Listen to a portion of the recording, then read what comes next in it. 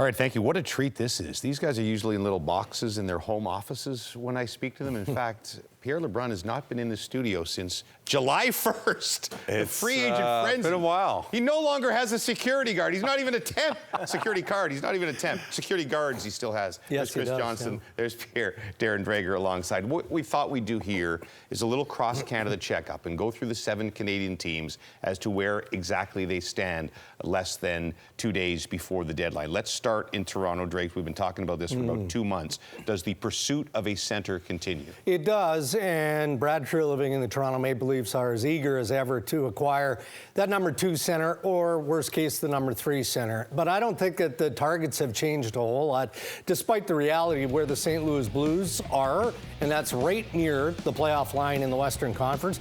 Treliving is going to continue to push Doug Armstrong in until he says we're not trading the captain. And then you've got, of course, Brock Nelson, you've got Scott Laughton, you have some other options. But for me, it's that 1-2 scenario between Schenn and Brock Nelson. Would Toronto consider trading all 3 of their young prospects? So you're talking about Easton Cowan, Fraser Minton, and Ben Danforth for Braden Schenn. Is that even enough? And the belief out there is as long as Armstrong is willing to listen, that means that he's absolutely fishing and shopping for an unbelievable return. And if it's not Toronto, is it a team that is willing to also give roster players, right? Because the players that I mentioned out of Toronto aren't ready to be NHL roster players. So still looking at Schenn and then Brock Nelson for Toronto. Let's go right out to the West Coast and Vancouver, who made those 2 deals back-to-back. The big one with JT Miller going to the Rangers back at the end of January. Still some talk about Pettersson, but maybe it's got a little quiet. What happens with Brock Besser? Is that at the forefront right now? I think it is. And to me, what's interesting about Vancouver is you're talking about a team that could be both buying and selling by Friday. And I think when it comes to Brock Besser, of course, a pending UFA, they're gauging the market certainly on what he might be. And what the Canucks have found, at least to this point, is there's a few players in that same mix. You got Mikko Rantanen out there in Carolina. You got Rickard Rakell having a 20-goal season in Pittsburgh. And so they're kind of in the same cluster of teams to see what the level of interest in Besser. Of course, they can still elect to hang on to him. And so I think that's still to be worked out. But one thing to underline here with the Canucks is anything they do before the deadline, it's about next season. Yes, they're in a playoff chase now. They'd love to get in the playoffs with this group, but they're not thinking anything short-term right now. It's a bit stepping back and looking at the bigger picture. Montreal's gotten hot, but you don't think they're going to deviate too much from the plan. Just a couple of UFAs. What's the likelihood of they getting moved? Yeah, I mean, listen, the biggest thing has been taken care of in signing Jake Evans, and frankly, their season in many ways has been achieved in terms of their goal, which is playing meaningful games in the month of March. The rest right now is gravy, including what they do with Yoel Armia and David Savard, their 2 most notable pending UFAs. My understanding is they don't want to trade both by this deadline, that they feel that would be taken away too much from a team that's trying to make the playoffs. But certainly they could trade one or the other is what they're telling teams. But the price has to be met in the sense that they don't need another 4th-round pick. They got lots of those from the last few years. So a team has to step up for Savard or Armia for it to make sense.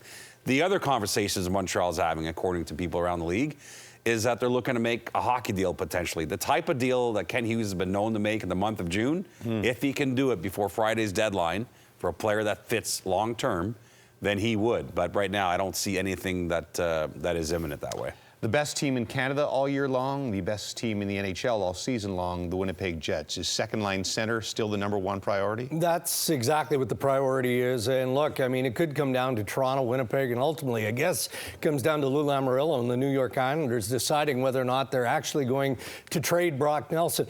Brock Nelson would be a real good ad as a 2C for the Winnipeg Jets. If he's not available or they don't have the package or, sometimes trade protection comes into play too. When players have to waive to go to Winnipeg. In this case, it feels like Nelson would be willing to go to Winnipeg. If that all falls through, then I think that they would consider Yoel Armia as a bottom 6 player who can play in the top 6, and they'd also like to add a veteran defenseman. And Winnipeg also has the prospects coming that would facilitate a trade like that. Oilers made an addition up front in Trent Frederick yesterday. Would they still like to add on the back end? Pierre, do you want me to let you finish that? Or? No, that's fine. You're asking about Edmonton. Listen, yes. The priority is D. They've been spending all day looking at the D market. But the other thing is, I think what's important for that organization is, in some ways, is to make sure the emotion is out of this. They're in a bad way right now. They're playing their worst hockey of the season.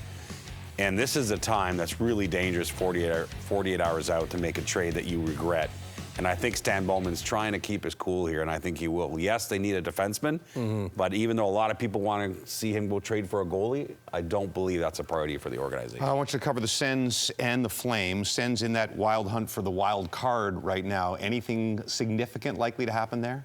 I don't think in either case. I mean, if there's still time, so if there's going to be a surprise, it would be if anything big happened in either Ottawa or Calgary. When the Sens, look, some of their younger names have been out there, Josh Norris a bit during this year. I don't get the feeling that anything like that is brewing. They'd like to add maybe some depth to their roster, but because of cap constraints, I don't expect them to be too active. Meanwhile, in Calgary, they've hung in the race, right? People are calling on Rasmus Anderson, who's got one more year beyond this one on his contract, but it does seem as though Calgary is indicating to teams, look, we'll deal with his future this offseason. Let's keep this group together and keep pushing for the playoffs. They've had so much overhaul the last couple of years. He seems like he wants to calm it down a little bit with this group. That's the state of the union in Canada right now, knowing that it could change minute by minute.